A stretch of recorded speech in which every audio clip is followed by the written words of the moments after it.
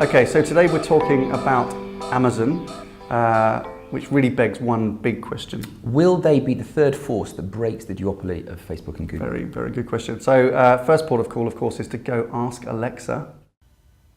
Alexa, will Amazon break the duopoly? I'm not sure. Okay, so that wasn't much use.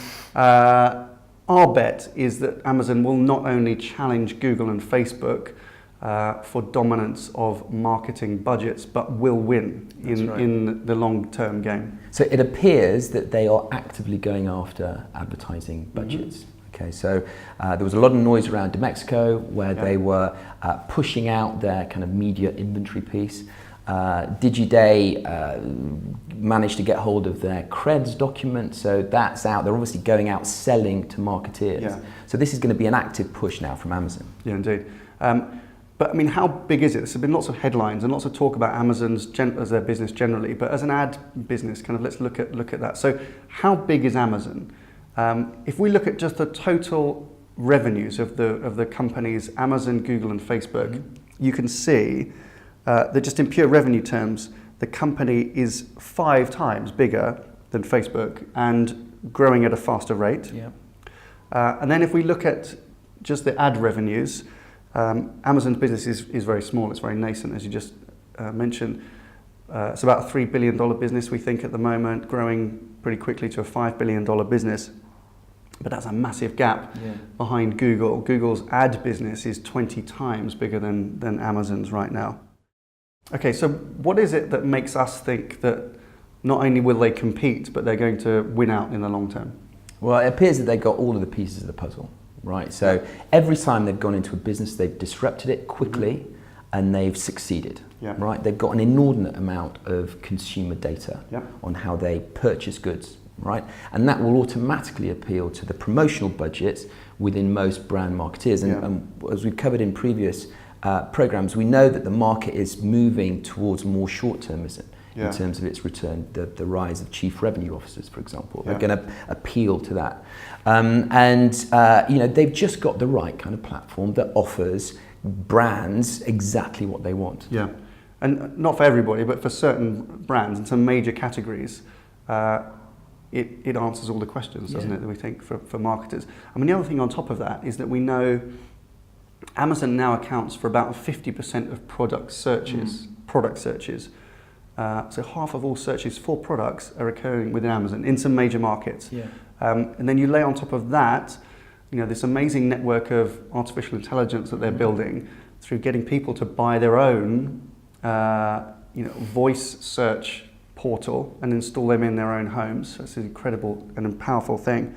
What I also think is particularly unique and appealing to marketers is that Amazon offers a brand safety environment. Okay, it's a retail site. It controls its own content. There is no possibility of your advertising appearing in unsavory content. So all of those things netted together are a very powerful proposition for marketers. And then the other thing, which is going to be hugely important, is Amazon's business model. So they're very famous for actually declaring tiny profits. And legend has it, it's actually a sackable offence to run an Amazon business that turns a profit. And you can imagine that that's going to apply the same for the advertising business as well, which is very, very compelling. I mean, with that money, investing in technology, investing in measurement, investing in service, perhaps lowering CPMs to compete even more within the marketplace. That's what that kind of cash flow allows you to do. They're going to be highly competitive as well. Right then, so that's a pretty gushing endorsement of Amazon's business. What are the barriers to success, do we think? Well, I think there's probably only one, is that if they follow the same kind of walled garden, protective approach that perhaps Google and Facebook, marking your own homework, that sort of thing, would kind of limit their accelerated success. But I don't think they're going to. I think that I would imagine that they're going to be really collaborative, really transparent. They're going to learn from all of the mistakes that perhaps Facebook and Google have made in the past and pivot completely on those and offer something completely smarter and more transparent to clients out there.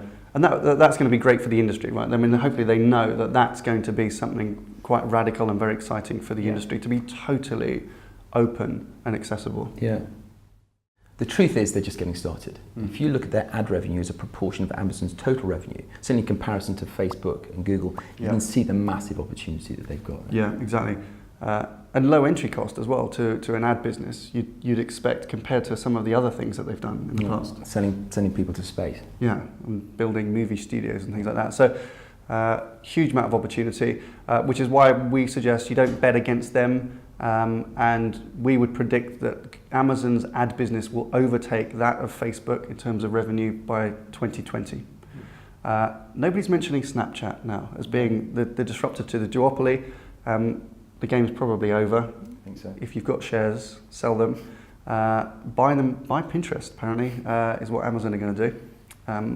But keep an eye on them.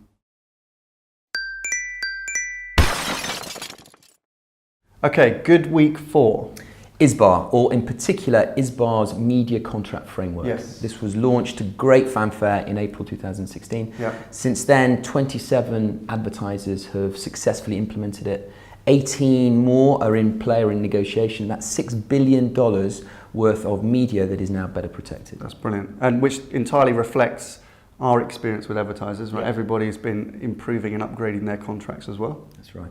And it's been a bad week for... Well, let me give you this. Fraud, rebates, fake clicks, Wild West, stealing, wasting millions of dollars. No, Mark Pritchard has not been on stage again. This is a really bad week for Fetch, which is a mobile agency owned by Dentsu. Yeah. The subject of a lawsuit, $50 million lawsuit issued in San Francisco this week, accusing them of all of those things. So all of those are words in the file, in the suit filed in San Francisco, accusing them of providing fake clicks and withholding rebates. It's really, really messy. Fetch have kind of counterclaimed that Uber were a terrible client for them, but I think whichever way this plans out, it's just not going to end nicely for Fetch. Okay, it's time for question of the week. Will Amazon build the biggest ad revenue business in the world? Yes, no, or whatever. Great. Thank you very much for watching. That's your media snack for this week. See you next week. What I also think is unique and will really appeal to brand marketers is that... Stop it. Sorry. The truth is Yeah, I agree. Okay, so what is it that makes us think not only that they will compete, but that they... Okay.